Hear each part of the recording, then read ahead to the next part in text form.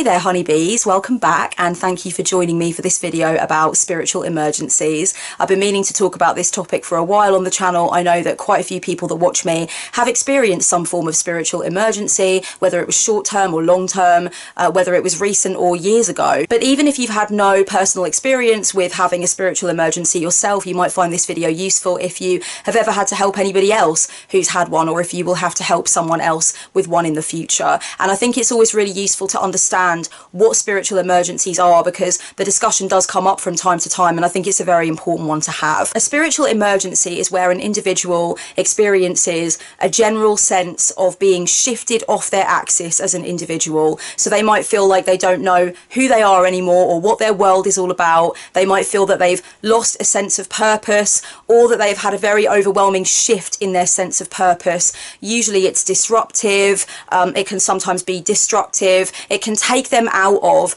the status quo of their lives, and this occurs as the result of an experience that could be deemed as spiritual. And there are a number of different experiences that tend to be triggers for a spiritual emergency. I'm going to talk about some of them, the more well-known ones and the lesser well-known ones as well. But essentially it's a spiritual experience which causes a sense of shattering right at the core, a sense of really a breakdown of your understanding of who you are and what you're doing and what actually is going on. An individual doesn't necessarily have to have previously considered themselves to be spiritual in order to go through a spiritual emergency. In fact, for some people, that is their entree into spirituality. They never considered themselves to be spiritual before. Something happens and it really affects their life. It really affects their mentality. It opens them up to the world of spirituality, and that is actually their entry point, which, as you can imagine, can be very wild and very uncomfortable and scary. For other people, a spiritual emergency may come after many years of dedicated spiritual practice and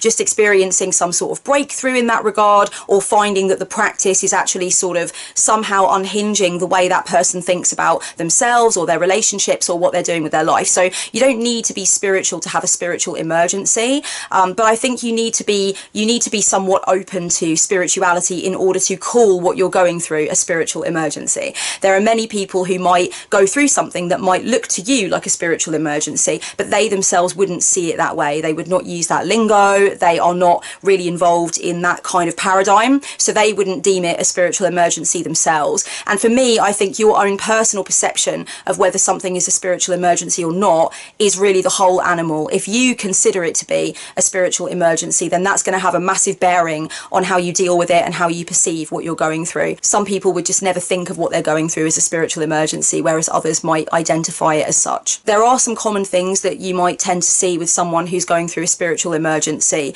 For one, they might feel like life has no meaning, it has no purpose. The mundane world and various aspects of consensus reality no longer have any sense of meaning. In the other direction, somebody going through a spiritual emergency might place an intense amount of meaning on even the most seemingly insignificant things. So they might have magician mindset 24/7, and I'll leave a video down below to explain to you a little bit about what I mean by magician mindset. But essentially they might feel like the universe is talking to them all the time at any given moment through every kind of thing that happens to them. Every scenario, every small seemingly insignificant event and detail will be invested with a massive amount of meaning, to the point where a person can't even really think in straight sentences anymore. It's just like everything is significant.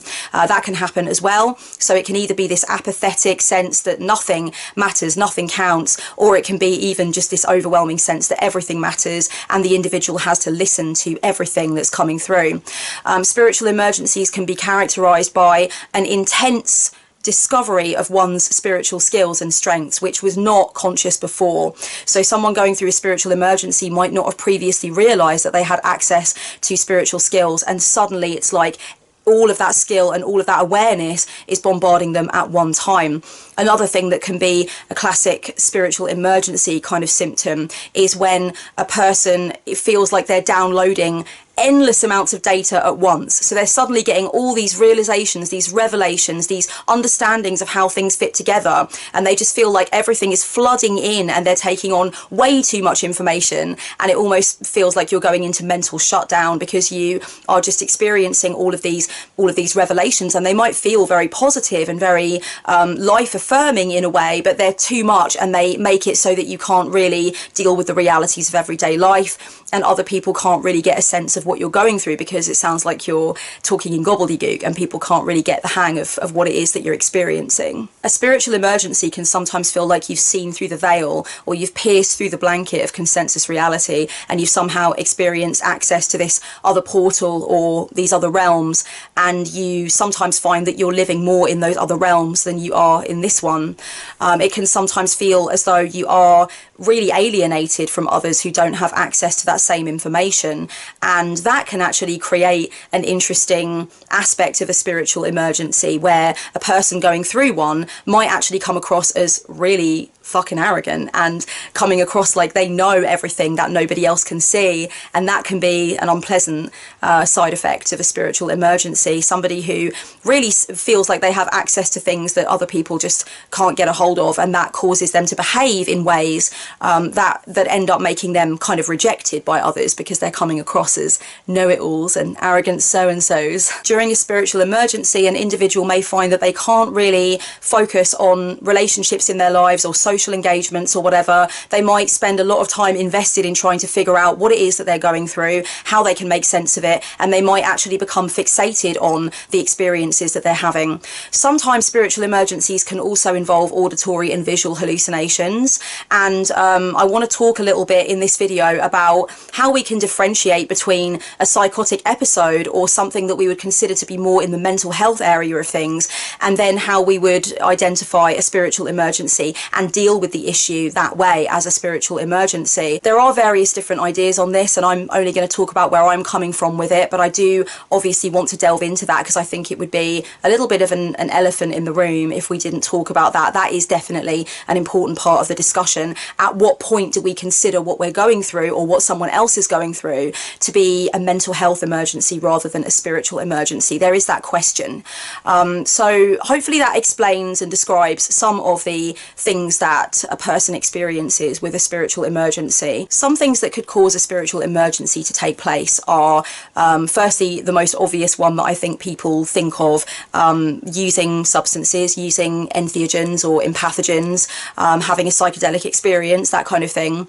Another thing would be group spiritual practice or intense spiritual practice, working with spiritual practices that are very immersive, really devoting yourself to a spiritual practice or to group work and finding that you experience some kind of breakthrough or break, depending on how you want to see it, that way.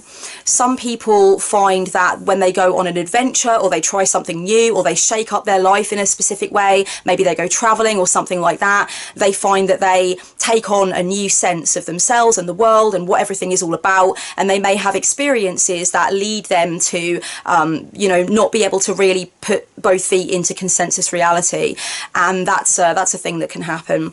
Another thing is experiencing tragedy, experiencing sudden loss. Something like that can definitely make somebody slip into a spiritual emergency.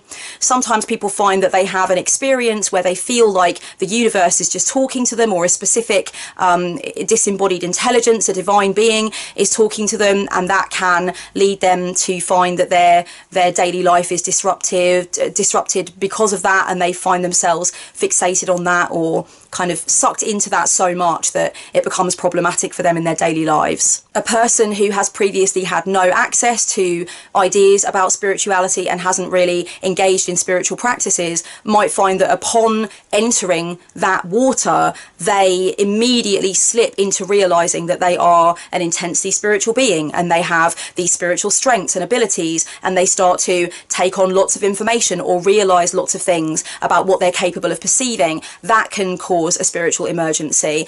Some people that come out of under the umbrella of a dogmatic religion that they were kind of involved in during their upbringing may find that moving into another spiritual paradigm blows their mind a little bit, because they start to realize that there are all these things that they hadn't previously had access to, that they recognize that they are very connected to, and it can be too much. It can feel almost like such a bombardment of information and signs and experiences that can cause almost a kind of paralysis in a way. It's so overwhelming. That can be the cause of spiritual emergency. There are so many profound spiritual shifts that take place in a person's life that do not need to be deemed spiritual emergencies. I think the terms spiritual crisis and spiritual emergency are reserved for experiences that are disruptive, destructive, unpleasant, scary, very kind of anxiety inducing, or make you feel very off kilter. And it's something that needs to be dealt with, you know. There's a problematic aspect to it at the very least. There are lots of profound spiritual shifts where it doesn't feel like an emergency. It feels urgent and it feels significant, and it feels like maybe an instant level up or a very quick evolution, but it doesn't necessarily need to be seen as a spiritual emergency. A spiritual emergency is more where the person going through it feels uncomfortable with it or scared by it in some way. They are thrown off kilter by it, and likely the people around them start to get concerned about that person as well, and start to feel like something is definitely, you know, ungroovy in the woodshed, as it were. There are other ways that a spiritual emergency can be provoked in a person. Sometimes it's through working with a very charismatic leader or somebody who has a very kind of charismatic presence in that person's life and can actually end up really harming that person. And I'm going to leave a video down below that I made about spiritual predators, so if you're interested in getting more into that topic and understanding how you can identify spiritual predation, then definitely look at that video. Another thing that I think tends to be quite overlooked when we're thinking about things that could trigger a spiritual emergency is conversation. Sometimes a person is just having a conversation, or in fact reading something or watching a video, and they come across a piece of information or an insight that just immediately opens a few too many doors at once, if you will, and it's hard for the brain to process, and that can definitely be the ticket when it comes to a spiritual emergency. The experience of art can bring on sometimes a spiritual emergency. When art really affects you and it takes you somewhere, it does something to you. During the time that I've been online, one of the questions that I've been asked definitely more than a handful of times is, how do I personally think you can tell the difference between a mystical experience and a mental health experience, and how can you define how something should be dealt with? And the answer is, there's actually no hard and fast rules about this, because it does have to come down to the opinion of the individual, the opinion of the people around them. It's to do with culture as well. A lot of things that would immediately be considered as something spiritual in one kind of society would be immediately categorized as something mental health oriented in another kind of society. And the ideas about how things should be dealt with and what things are presenting as diagnostically are like super different. And I don't feel you can discount one thing or the other for myself personally. I know quite a few people that watch my channel are probably interested in the work of people like Stanislav Grof. I love him. He's like one of my heroes. He was one of the early people in the psychiatric community, if you will, who questioned the hard line distinction between a mystical experience and a mental experience. And I think that's appropriate, of course. In the 90s was the first time in the US, actually, that religious or spiritual problems was placed into a diagnostic manual, and I think that that was a turning point, and it was the result of a lot of the different discussions that people had been having, like Stanislav Grof and Alan Watts and Ram Dass, and I could go on and on. Timothy Leary, maybe. I mean, so much different stuff, guys. I probably should make a video on people that, you know, have inspired me and whose work I've been interested in, and I'll definitely think about doing that. So basically, I think that sort of culminated in eventually people recognizing that we can't get away from the fact that there's ideas about religious and spiritual experience and problems, and if the person going through the issues sees them as spiritual or religious in nature, that's got to somehow affect the way that the problems are dealt with and treated, because the individual themselves, their perspective on what's happening has got to count for something. They've got to have a say in the matter of their prescription and treatment and how they actually see what they're going through, right? And that's a lot of the time, I think, what's going on with stuff like exercise exorcisms, if somebody believes that they have a being inside them that's causing trouble for them, then whether or not that is actually true on any objective or scientific level will not matter as much as the experience of the exorcism, which lines up with that person's beliefs. I'm not advocating exorcism. I'm not saying there aren't huge problems with the institution of exorcism. I'm just saying that a person's perception of what is happening to them has to have some bearing on the treatment that they are receiving, or at least part of the treatment that they are receiving. To me, I think that there can be a lot that is positive and helpful about mental health treatment, but I also feel that there's no harm in introducing a shamanic or spiritual aspect as well. I think it's very obvious that there are lots of people who do receive help from you know, a mainstream therapist or the mental health community. They are part of the mental health system. They might take medication, but they also you know, meditate or chant or do group ritual or work with deity or whatever it is. I think that there are benefits to bringing different ideas together and cherry picking and creating something that is a treatment plan that works with your beliefs and what you think is happening to you. In a spiritual emergency and in a mental health break, if you will, or a mental health emergency, you're going to find an overlap in several ways. There's going to be disruption and destruction and unpleasant feelings, and it's you know, it looks from the outside and feels from the inside like scary on some level or unpleasant on some level.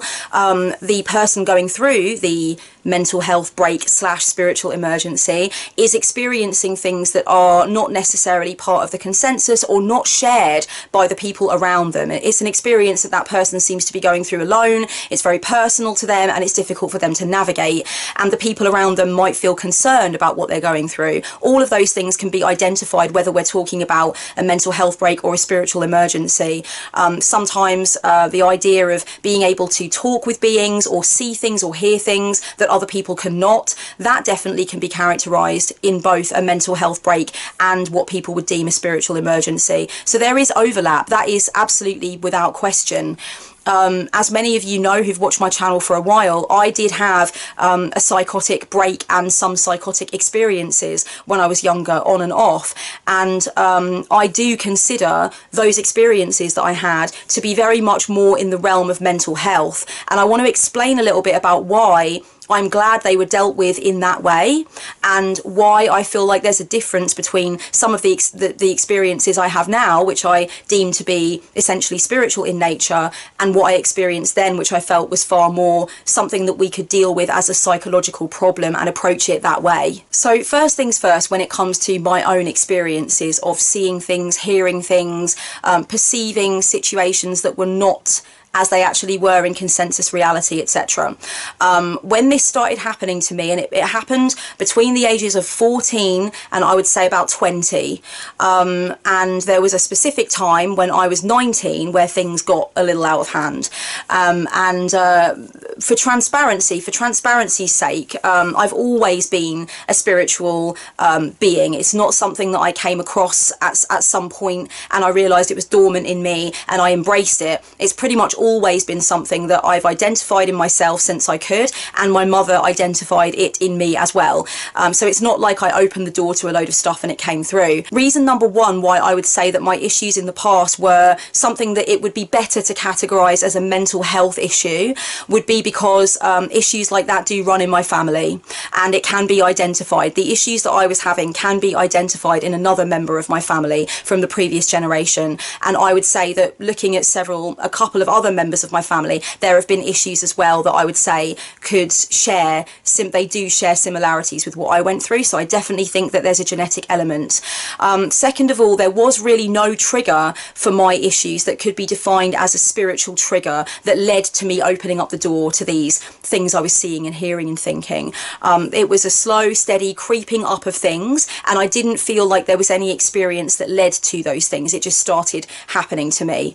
Thirdly, none of the things I experienced were things that I felt like I wanted to really understand and integrate. I didn't feel like they were a part of me or something to be worked out. It wasn't like I wanted to understand them in some way. I wanted them to stop. They were unpleasant entirely. It was very uncomfortable for me. I didn't feel like these things things had anything to do with how I wanted to feel or how I wanted to perceive the world. So for me, I feel like with spiritual emergencies, there are often unpleasant aspects to the things a person is going through, but also it feels like, it can often feel for people like there is an answer at the end of the long dark tunnel. It's like, okay, I feel like these things are symbolic of something, they're trying to tell me something, you know. And for me, I didn't feel any of that. I felt like these things are bombarding me, they're invading me, they're scaring me, and I felt like my mind had broken. And you know, for me, alongside the other things like the genetic factor, which I came to understand about more as the years went on, I started understanding when I was about 14 that there had been some mental health issues in the family that had been, you know, similar to things I was kind of going through. And then as the years went on, I understood more that it was not just me on my own having this experience with nothing to link me back to my genetics. You know, clearly there is something to link back there. And then on top of that, the fact that it wasn't pleasant, I considered it as a mental health issue because it fucking felt like one. It felt like, you know, I'm broken and I need to find out how to rid myself of this. Do people that go through spiritual emergency feel that way sometimes? Yeah, definitely. Again, there's overlap. There's no one truth. And I think that's a really important thing to recognise. A lot of people who are going through a spiritual emergency are trying to make sense of it. They are trying to integrate it. They are trying to understand where it's going to ultimately lead them, even if they feel very bad about it. Whereas people that more categorize their issues as mental health, or who find that mental health techniques help them more, are people that are like, I don't want to integrate it, I want to get rid of it, you know. And the desire that somebody has to just get rid of what they're going through, not to understand it, but to get rid of it because it is dangerous for them, it is harming them, that is an important thing. The way a person perceives it and the way they want to deal with it is important. I'm not saying that in every single case the individual themselves is the best judge of what they're going through. Obviously, I'm not saying that at all. But I'm saying that, you know, when somebody perceives it to be more of a spiritual problem, they are obviously more likely to also be helped by a spiritual solution of some kind, even if they also need to go down the mental health route as well. And for me, it never occurred to me at any point during my issues that it was spiritual. It felt like, you know, a psychological issue. So it depends on the culture that you're a part of. It depends on the perceptions of you as an individual about what you're going through. The other thing that largely affects the way that a spiritual emergency or a potential one might be dealt with is what the people around you think is going on. You know, there are some people who might see what someone is going through and actually themselves suggest, oh, this might be more of a spiritual emergency. There might be something spiritual going on here. And I think that sometimes a person can be lucky enough to have someone or a bunch of people in their life who might suggest spiritual techniques as well as anything else that person might want to do. So sometimes it's identified by others as a spiritual emergency. Sometimes it's fully identified as a mental health issue, but the individual themselves that's going through it might do some research of their own, they might do some reading online, and they might be like, oh, okay, hang on, I think there might be also a spiritual element to this, or it might be useful for me to perceive it in that way. It doesn't change what's going on with the person, but it changes the route that they feel they might be able to take to make it better and to make themselves feel better and ultimately get through it. So some people basically end up sort of arming themselves with research and making the best of a bad situation that way. Of course, there are lots of people who go through something that could be defined as a spiritual emergency, and for months or years they take a fully mental health, psychology-esque approach, and they're treated in that way. And they find that when they actually start to perceive it more in a spiritual light as well, or they look more towards that side of things, they ultimately find that that area of things is more helpful. It really feeds them more, it helps them to feel better about what they're going through. And I would say in a sense that that's somewhat how I've been with my depression.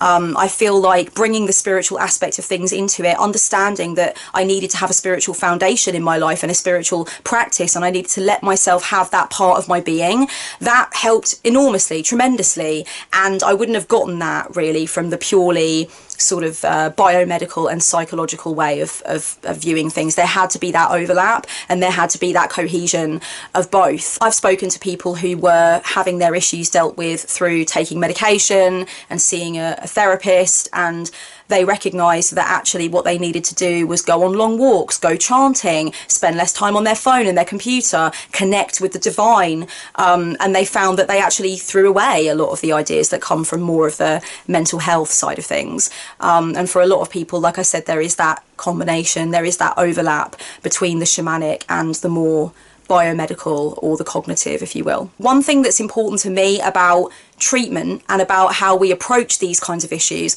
is that we can't afford to be prescriptive about what somebody else ought to do. People do have the right to look around for different things that make them feel better about it and make them feel like they're dealing with it. So somebody might feel that, you know, antidepressants, for instance, are like the stuff of Satan, and they might be very hard line about that, and they might actually try to discourage or prevent someone else in their lives from taking medication. But actually, for some people, they've said it's been life-saving, it's been game-changing, it's been something that's given me back the keys to my reality. So we can't afford to be prescriptive and rigid and dogmatic, and that's important. And I'm going to leave below an old blog post that I did many moons ago with my best friend. We've both been through issues with mental health, we've both been through problems and difficulties existing in this reality, and we had a conversation about that. And part of that conversation, and it's all written down, I recorded it and I transcribed it all, and one of the things we talk about was how it's really important not to get into the habit of trying to control somebody else's experience through being snobby and elitist about what is and is not a good way of dealing with it. I think people need to figure out their own customized prescription. Now, obviously, there's ways and means of identifying, let's say, madness or illness within our societies. There are some people who swear up and down that there's nothing wrong with them, that they're just deeply spiritual, but to anybody else encountering them, it's clear that, you know, their cheese has fallen slightly off their cracker. And, you know, there's ways and means of understanding from an outside perspective when somebody needs help that they don't think they need from an inside perspective. And that's just consensus, you know, and people might have their own ideas about whether or not that's right or wrong. And as I said earlier, the cultural spectacles that you're wearing count for a lot. You know, there are some cultures where someone's behaviour or somebody's beliefs or the way someone's operating, it doesn't seem to be mad at all. It probably just means they're a shaman, you know. So it has a lot to do with culture, and it's a really big, very, very long-winded and deep and fascinating discussion. It is really interesting.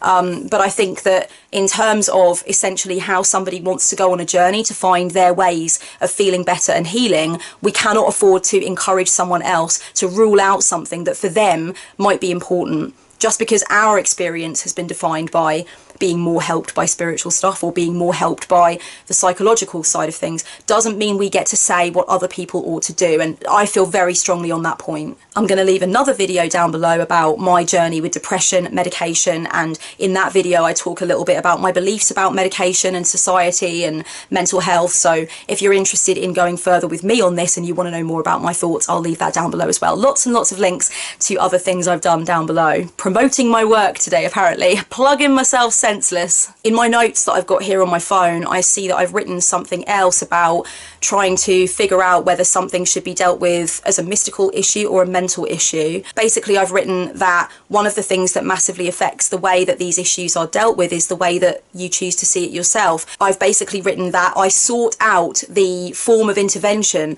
that matched my individual response to what I was going through, and that is the crux of it. That is the crux of it. The way that I responded to it myself as an individual when I was going through the psychosis was, something's broken in my brain and I need to fix it pronto. It's scaring me and it's making me not want to be here anymore. And so I sought the type of intervention that felt right for that, which was to go to the doctor. I went to the GP. I got sent to a psychiatric nurse. I started treatment. You know, I went onto meds for a short time for that and then onto other meds. So that's the way that I instinctively felt like, whoa, you know. And like I said earlier, I wasn't coming from the perspective of somebody with no knowledge of the spiritual side of life, but it just felt to me like this is something that needs to be dealt with in that way, and that counts for a lot because that was my perception of how I would be most helped, right?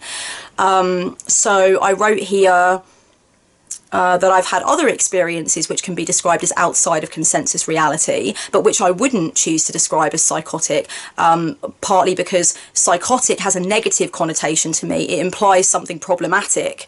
And psychotic is also a way of saying that something isn't real and that it's a disturbance that's getting in the way of actual reality, which is not what those other spiritual experiences felt like, you know, like experiences I have at my altar or in deep meditation or when I'm connecting with Goddess. They are considered outside of consensus reality, but, you know, they're not anything that's going to stop me from engaging with consensus reality. I understand that other people haven't had those experiences with disembodied intelligences. I understand that it's not my job to convince them of those things. I understand that it's okay that other people don't have those experiences, and I know how to integrate them in a fruitful way in my life. I don't see that as psychotic. I see that as spiritual, right? So there's a massive difference. There's a massive difference for me and for a lot of people, and that will affect the way that you choose to deal with what you're experiencing. And I've put here, you know, the experiences I had did feel very real, the spiritual experiences that I had, but they didn't feel material. It wasn't like I felt like, oh my God, this goddess is here in the room with me, or oh my God, I need to, you know, start seeing my whole reality this way now. I could compartmentalize it. I know that it's a spiritual experience that I'm personally having, and it helped me deal with my material reality. It didn't make me pull away from it. It made me be like, yeah, okay, this is great. This is nurturing me. And that's another thing that helps you define the difference. Is it nurturing you? Does it feel good to you? Just simply ask yourself, does it feel nurturing? Does it feel fruitful? Is it helping me to live my life? Is it making me feel better about my life? Or is it scary? Is it unpleasant? Is it, you know, terrifying? And that will help you to understand in a way how to deal with it. It's not to say that you don't experience unpleasant things during spiritual emergency, because you do. But as I said earlier, your interest is in implementing the understanding of it in and being like, okay, what does this symbolize? Whereas for me, when I was younger with the psychosis, I didn't give a fuck what it symbolised. Like, I needed to stop it because it was going to harm me. And that is really the bottom line. If something's going to harm you, you don't want to walk towards it. You want to deal with it in the way, you know, in that way, like it's going to harm you and like it is a danger to you. I've written here, lots of psychologists and psychiatrists hold the belief that there can be experiences which are both spiritual and psychotic. You can certainly use both words to describe something which is happening to you in that vein, but which is also outside of consensus reality. So there is this idea that the overlap is legitimate and it can be both things at the same time. And again, I feel that, again, that's based on perception of society and perception of the individual going through it. A spiritual emergency is something that can end with somebody pretty much going back to how they were previously, maybe feeling nurtured and kind of like weirded out and a bit like, wow, that was an interesting room in the house of my psyche and in the house of reality, but now I've come back to where I was before. Other people will find that the result of a spiritual emergency, whether it lasts for days or whether it lasts for like a fucking year, will be that they change their life overwhelmingly. They walk away from what they thought was important before and they literally start doing something completely different. There is no right way, no prescribed way to respond to a spiritual emergency. Some people will find that it changes every aspect of their life and that's what they want. Other people will find that it was an event in their life and they can talk about it and look back on it, but it didn't necessarily have to change the structure of their reality afterwards. So there is a spectrum as well between those 2 points. Okay, so let's explore the question of whether or not spiritual emergency can be prevented. Is there anything that we can do to ensure that we don't fall into this hole of spiritual overwhelm and fixation and being torn away from reality in a way that is disruptive? First of all, I would say that recognising the magic in the mundane, appreciating everyday things, having gratitude for the small things, and appreciating that divinity is everywhere in all kinds of seemingly normal stuff is really important. I think that sometimes spiritual emergency can be the result of needing to run away from reality, and actually that can be something that can trigger it, is this desire to completely leave a reality that one considers to be an abomination unto the Lord. And I feel like sometimes it's worth just seeing the beauty in reality as well, and also understanding that you can play your part to change the things in reality that are worrying for you and that you really care about, and that can be very empowering. So definitely, you know, work out how how much you are doing that as an individual. How much are you making an effort to see the magical in the mundane, to appreciate even the smallest and most insignificant of things, to not overlook that which you might define as insignificant? And how much are you doing to change the things you don't like about reality, the injustices, the things that bother you about what's going on? What are you doing? How are you getting involved? That can have a very real effect on whether or not you have the potential to slip into something that is uncomfortable and overwhelming. I feel like it's really important to avoid anything or anyone that encourages you away from having your own thoughts and having your own perceptions of things. So very charismatic, very domineering spiritual leaders or teachers who tell you exactly what to think, and it's almost like this very rote, very rigid prescription for what life is like and how you should think about things. I think that can cause a lot of issues, not just in terms of things that could be characterized as spiritual emergencies, but just in general. It can throw you off kilter. It can make you feel very disempowered and like you don't know what is going on anymore. I think sometimes being too obsessed and too overzealous with your spiritual activity, recognizing that you are being obsessed with spiritual concepts or activities is important. Letting yourself do other kinds of things and talking to people who don't have your kinds of ideas, you know, making sure that you have a variation in activity and a variation in conversation is important. So identifying your own tendency to be obsessive and to be uber spiritual might be an important thing. When it comes to using spiritual substances, or what would be defined as entheogenic or spiritual substances, I think it's very important for you to understand that one of the main things that causes a problem in that regard is having too much of an idealized view on them, telling yourself that they are going to act like a skeleton key for your enlightenment, that they're going to open all the doors at one time, and you can actually end up putting way too much emphasis on things that you may experience on those kinds of substances and treating those experiences as the one truth to follow and everything else as therefore being meaningless or insignificant. And I think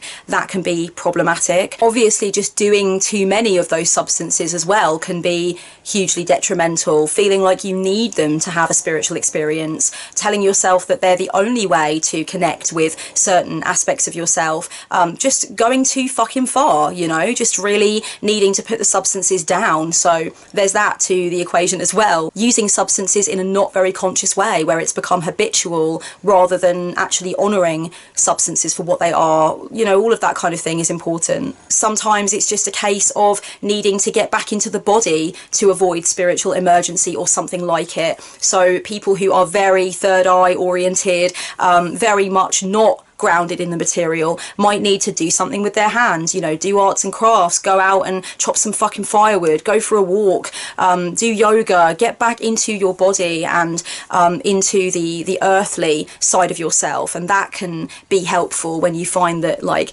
woo, your vibration is just super, super high and you feel like you're not even a being of this reality anymore. Do something for yourself earthly to tether yourself to the physical. Notice when you feel like you've got all the answers, and especially notice when you're talking to other people who feel like they've got all of the same answers and you're in this little echo chamber of like blowing smoke up each other's asses, basically talking about how you know these vital truths about life that other people don't know. I think that can be something that can put us in real danger of going off the deep end and ending up having something that could be categorized as a spiritual emergency. Recognize when you feel like you've got the key, you've got the secret, you've got the key to another place. I love that track. I've got the key, I've got the secret. Anyway, I'll link that down below if you want to have a listen. Banging track, dance floor filler.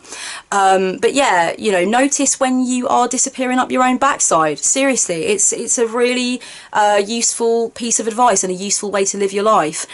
I like to think that I'm good at detecting when I'm disappearing up my own backside, and it happens. I really do feel like, my God, I just really have broken on through to the other side. What is it with me quoting songs at the moment? Anyway, just notice that and deflate yourself a bit. Just be like, whoa there, pickle. All right? Calm down. Chill out.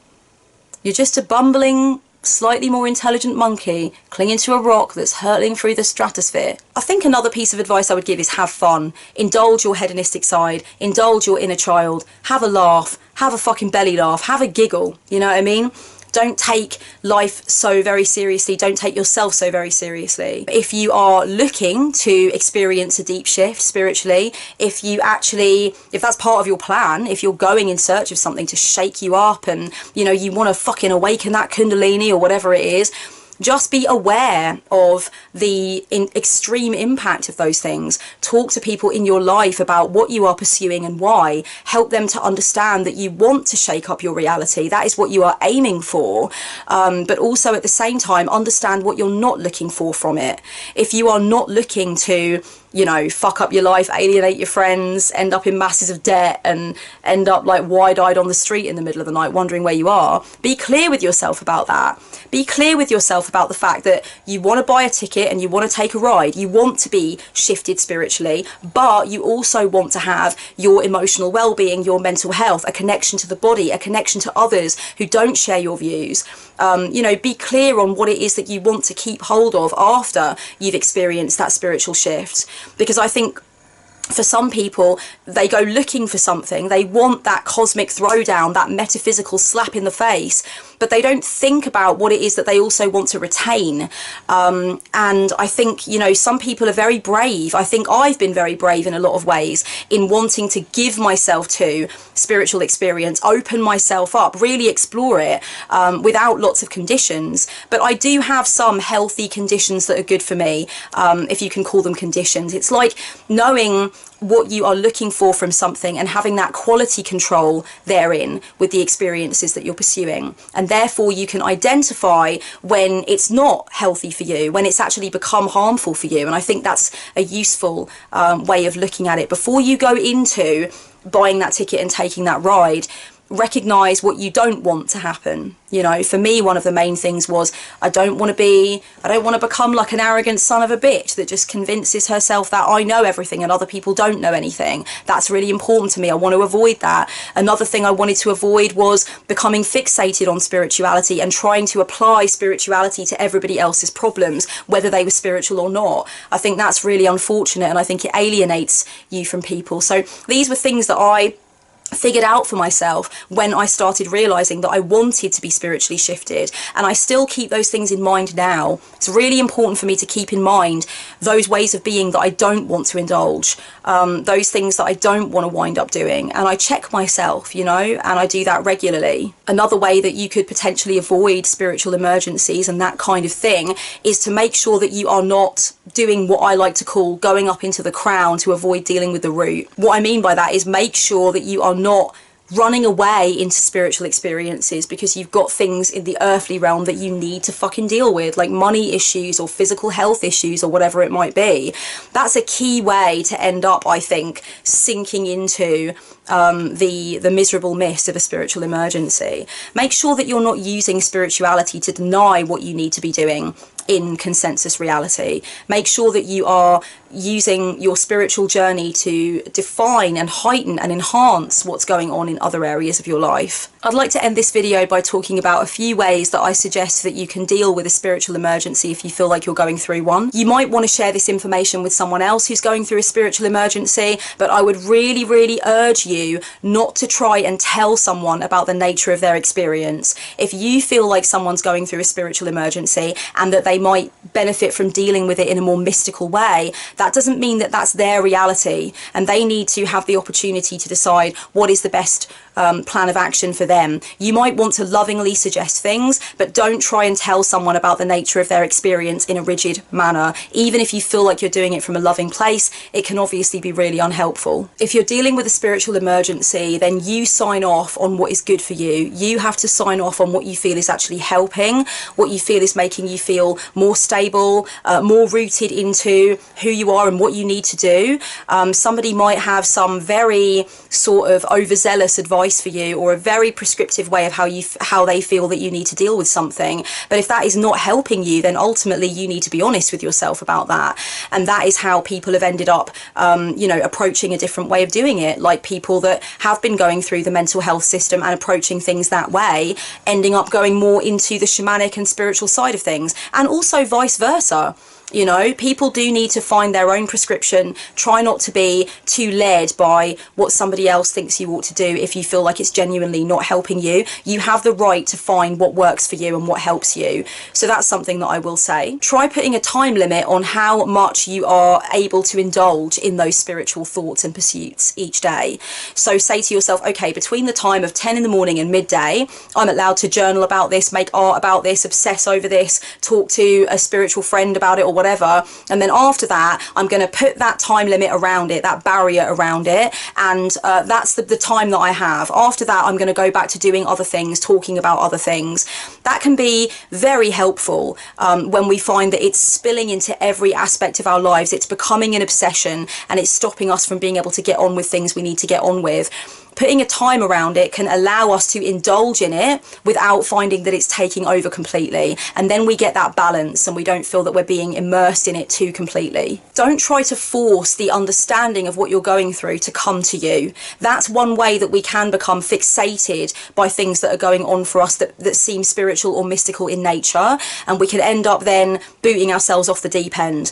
Recognize that it's possible that wisdom and symbolism and meaning will come to you in time, that you will actually come to be able to stand back and witness the tapestry of what you've gone through and say, oh, that's what it all meant, that's what it was leading me to. Recognize that you will be able to experience that at some point in the future, but that point may not be now.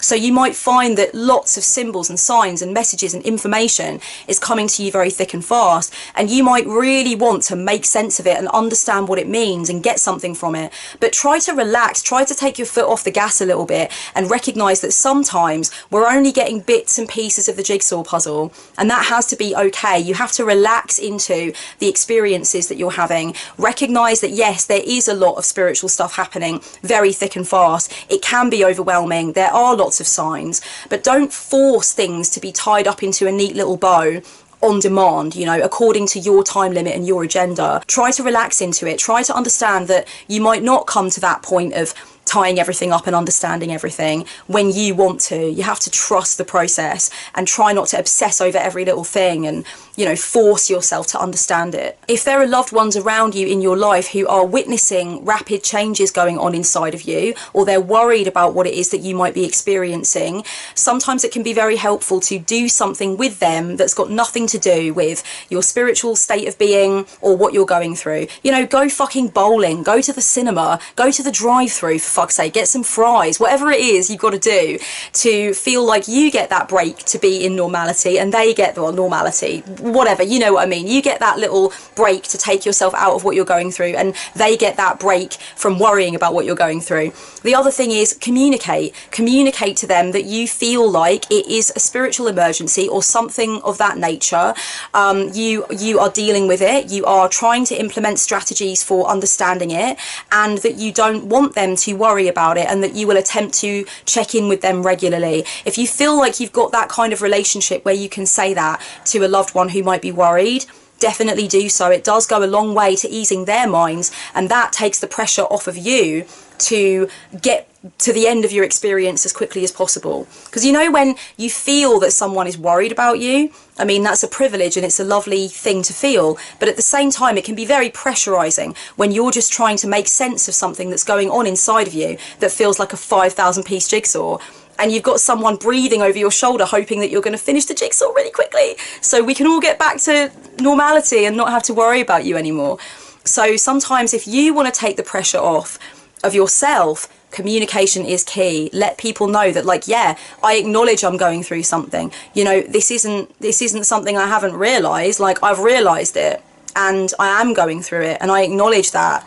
And let's all acknowledge it, and that kind of takes the pressure off of you to get to the end and snap out of it, if you will. That works the same way with mental health stuff as well. I find that the more honest I've been about the fact that I go through depressed episodes, the less I feel like I have to reassure people when I'm going through one, because I've just been honest. I've just been like, yeah, I'm fucking depressed. It's one of them things. I sometimes go through it, and you know, thank you for being there and let me check in with you.